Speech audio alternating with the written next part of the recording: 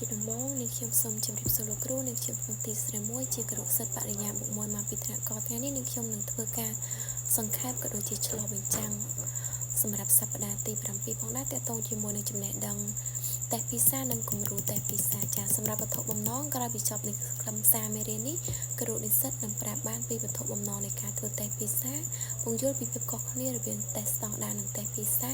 ប្រាប់ពីសមាភិបក្នុងសំណួរតេស្តចំណេះដឹងតកតងជាមួយនឹងការយល់និងបំណិនផ្សេងៗក្នុងសតវត្សទី21ដែលគេយកមកដាក់ក្នុងតេស្តភាសាហើយនឹងសាក់លបងពីការរៀបចំតេស្តអន្តរកម្មអំណានរបស់តេស្តភាសាផងដែរចាសម្រាប់នៅក្នុងមេរៀននេះដែរគឺមានមាតិកាចំនួន4ទី1គឺទស្សនវិជ្ជាទូទៅនៃការប្រឡងនិងគោលដៅនៃតេស្តភាសាក្រមប្រទេសក្នុងស្ថាប័នសម្រាប់ការអភិវឌ្ឍនិងកិច្ចសហប្រតិបត្តិការសេដ្ឋកិច្ចទី2តកតងនឹងសមាភិបសំណួរតេស្តភាសានិងទី3គំរូតេស្តភាសាហើយនឹងតកតងទី4គឺទំនាក់ទំនងរវាងតេស្តស្តង់ដារហើយនិងតេស្តភាសា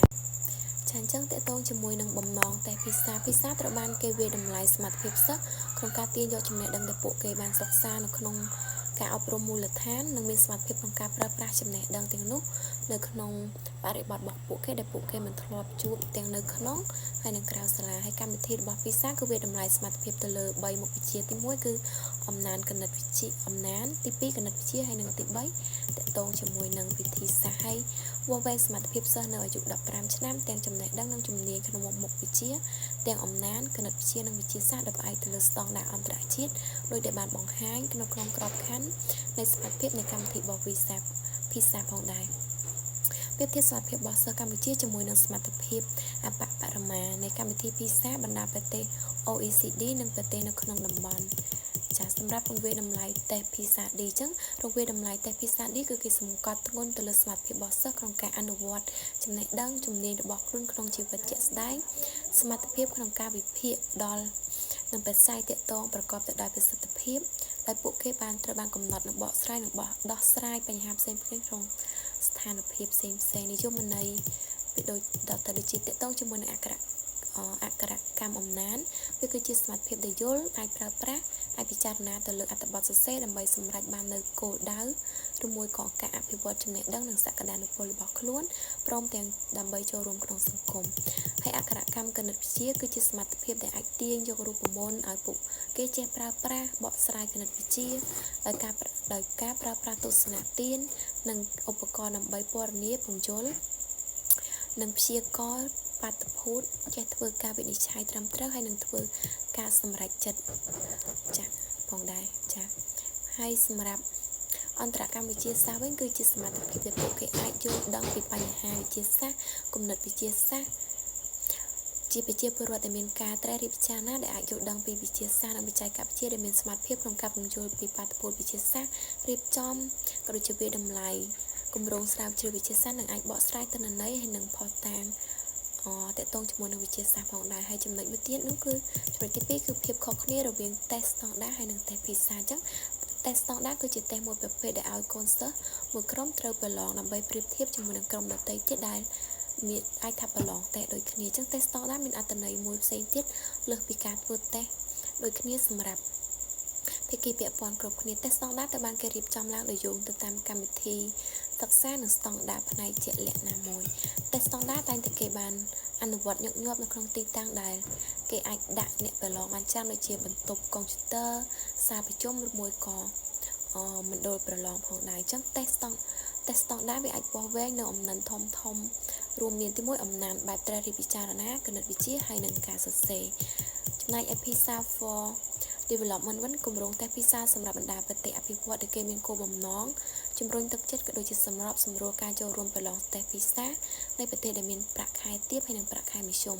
ប្រទេសដែលចូលរួមនៅពេលដែលទទួលលទ្ធផលសិស្សហើយគឺអាចយកលទ្ធផលទៅរួមចំណែកគោលដៅទី4នៃការអភិវឌ្ឍប្រកបដោយចីរភាពនិងសមត្ថភាពនៃការសិក្សារបស់កុមារក្មេងជំទង់ហើយនិងមនុស្សធំដែរចា៎សម្រាប់ទី3វិញគឺសមាភិបនៃតេស្តអក្ខរកម្មអំណានអញ្ចឹងការវាយតម្លៃអក្ខរកម្មអំណានភាសាគឺគេផ្ដោតទៅលើចរិតលក្ខណៈកិច្ចការចម្បងចំនួន3ដើម្បីធានាលើការគ្របដណ្ដប់ទី1គឺលំនាំឬក៏ process ដែលគេសំដៅទៅលើវិធីសាស្ត្របែបពុទ្ធិ ដែលកំណត់អំពីរបៀបដែលអ្នកអានអ្នកប្រើប្រាស់អត្ថបទដើម្បីឆ្លើយសំណួរហើយនឹងមួយទៀតគឺអត្ថបទទីដែលគេសំដៅទៅលើប្រភេទអត្ថបទដែលគេតម្រូវឲ្យអានតើតើជាមួយនឹងស្ថានភាពគឺសំដៅទៅលើបរិបទដ៏ធំទូលាយឬគោលបំណងសម្រាប់ការអានហើយក្នុងបំណែកចែកនៃលំនាំនេះដែរគឺមានតើតើជាមួយនឹងអានព័ត៌មានក្នុងអត្ថបទស្រង់អត្ថបទស្រង់ព័ត៌មានពីអត្ថបទបញ្ចូលគ្នាឬក៏បកស្រាយហើយអក្ខរកម្មអំណាចនេះដែរគឺគេអាចមានប្រភេទជាអត្ថបទធុរកិច្ចអត្ថបទផ្ទាល់ខ្លួនឬប្រចាំថ្ងៃវាអត់ផ្លូវការប្រភេទជាអត្ថបទសិក្សាធិការចា៎ហើយនៅក្នុងនេះដែរគឺមានប្រភេទបង្ហាញជាអត្ថបទទម្រង់អត្ថបទបង្ហាញគឺមានប្រភពរបស់អត្ថបទផងដែរទម្រង់ជាអត្ថបទមានលក្ខណៈថាវាជាអត្ថបទដែលមានទម្រង់ជាកថាខណ្ឌអត្ថបទមិនជាទម្រង់កថាខណ្ឌទម្រង់ជាចម្រោះឬមួយក៏ទម្រង់ពហុទម្រង់ផងដែរហើយប្រភេទនៃអត្ថបទនេះគឺមានអត្ថបទបែបពណ៌នានិទានបញ្ចុះបញ្ចូលពិភាក្សាឬមួយក៏ណែនាំហើយនឹងបែបឃោសនាហើយបំណែកចែកនៃស្ថានភាពនេះគឺមានចំនួន4ទី1អាចតកតងជាមួយនឹងបុគ្គលសាធារណៈអប់រំហើយនឹងមុខរបរចាអញ្ចឹងនៅក្នុងអំណាចអក្ខរកម្មអំណាចចំណែកឯនៅក្នុងអក្ខរកម្មគណិតវិទ្យាការវិតម្លៃផ្នែកអក្ខរកម្មគណិតវិទ្យារបស់កម្មវិធីភាសាតែគណិតវិទ្យាត្រូវបានគេបង្កើតឡើងដោយមានលក្ខណៈរួមមានដូចជាទី1លំនាំនៃគណិតវិទ្យាពណ៌នាពីលំនាំរបស់សិស្សម្នាក់ៗដើម្បីប្រើប្រាស់ពីទំនាក់ទំនងបរិបទរបស់លំហាត់គណិតវិទ្យានិងដោះស្រាយលំហាត់ព្រមទាំងសមត្ថភាពបង្ហាញពីលំនាំគណិតវិទ្យាដែលក្នុងនោះមានទី1បង្កើតជាលំនាំបញ្ហាគណិតវិទ្យាទី2ទាក់ទងជាមួយនឹងការអនុវត្តក្នុងជីវភាពរស់នៅទី3បកស្រាយហើយនឹងការវិតម្លៃហើយខ្លឹមសារគណិតវិទ្យាវាជាគោលដៅដែលគេអាចប្រើប្រាស់នៅក្នុងការវិតម្លៃទី1គឺទាក់ទងជាមួយនឹងបរិមាណភាពមិនច្បាស់នឹងទិន្នន័យបំរែបំរួលនឹងទំនាក់ទំនងលំហនឹងទ្រង់ទ្រាយហើយហេតុផលគណិតវិទ្យាដែលមានក្នុងការវិតម្លៃតេស្តភាសាមានរួមមានអនុមានរួមអនុមានញែកការវិតម្លៃស្ថានភាពការទាញសេចក្តីសន្និដ្ឋានការកសាងនិងពណ៌នាអំពីដំណោះស្រាយចំណេះដឹងដែលគេយកទៅដោះស្រាយនៅក្នុងការអនុវត្តក្នុងជីវិតពិតហើយបរិបទនៅក្នុងអន្តរកម្មគណិតវិទ្យានោះវាគឺស្ថានភាពមួយដែលសំណួរតេស្តស្ថិតនៅជាបុគ្គលជាសង្គមជាមុខរបរហើយនិងវិទ្យាសាស្ត្រអញ្ចឹងនៅពេលដែលគិតពីបំណិននៅសតវត្សទី21ដូចជាទី1គឺអាចការគិតប្រកបដោយវិចារណញ្ញាណទាក់ទងជាមួយនឹងការច្នៃប្រឌិតទាក់ទងជាមួយនឹងការស្រាវជ្រាវការរិះរកស្វ័យដឹកនាំក៏ដូចជាកំណត់រូបដាមនិងមិនបោះបង់ការប្រើប្រាស់ព័ត៌មានការគិតជាប្រព័ន្ធនិងការឆ្លុះបញ្ចាំងចាអញ្ចឹងសម្រាប់មួយទៀតគឺទាក់ទងជាមួយនឹងអន្តរកម្មវិទ្យាសាស្ត្រអញ្ចឹងអន្តរកម្មវិទ្យាសាស្ត្រគេអាចមានសមត្ថភាពដូចជាទី1គឺអាចពង្យល់ពីបាតុភូតតាមបែបវិទ្យាសាស្ត្របកស្រាយទិន្នន័យនិងភស្តុតាងតាមបែបវិទ្យាសាស្ត្រវាតម្លៃនឹងការរៀបចំការរិះរកព័ត៌មានបែបវិទ្យាសាស្ត្រហើយអរិយាប័ត្រនៅក្នុងអន្តរកម្មវិទ្យាសាស្ត្រនេះដែរទាក់ទងជាមួយនឹងការចាប់អារម្មណ៍នៅក្នុងវិទ្យាសាស្ត្រការឲ្យតម្លៃវិធីបែបវិទ្យាសាស្ត្រក្នុងការរិះរកព័ត៌មានការយល់ដឹងអំពីបរិស្ថានហើយបរិបទនេះដែរគឺតម្រូវឲ្យមានភស្តុតាង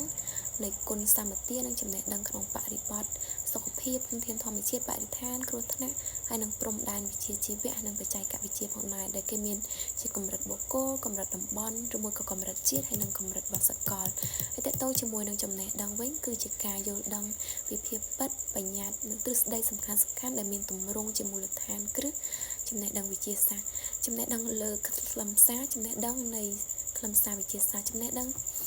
ពីរបៀបនៃការធ្វើអ្វីមួយចំណេះដឹងពីវិធីសាស្ត្រនៃចម្រុះឬមួយក៏អនុវត្តដែលគេយកមកប្រើដើម្បីកសាងចំណេះដឹងបែបវិទ្យាសាស្ត្រនិងដំណើរការស្តង់ដារតើតើជាមួយនឹងចំណេះដឹងនេះដែរគឺអាច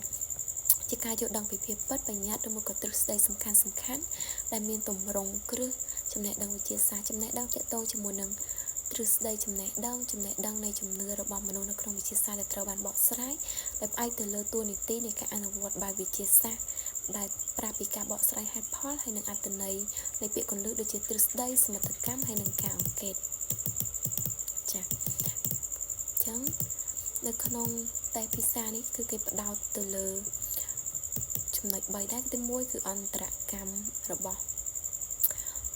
តើតើជាមួយនឹងអំណាចគណិតវិទ្យាហើយនិងវិទ្យាសាស្ត្រដែរអញ្ចឹងសម្រាប់តេស្តភាសានេះគឺគេធ្វើសម្រាប់នៅប្រទេសដែលកំពុងអភិវឌ្ឍបើសិនជានៅប្រទេសកម្ពុជាគឺកូនសិស្សដែលគាត់រៀនកម្រិតថ្នាក់ទី10ប៉ុន្តែសម្រាប់នៅប្រទេសគឺពួកគាត់រៀនថ្នាក់ទី9ចា៎នេះគឺជាវីដេអូសង្ខេបមេរៀនរបស់ខ្ញុំសូមអរគុណលោកគ្រូ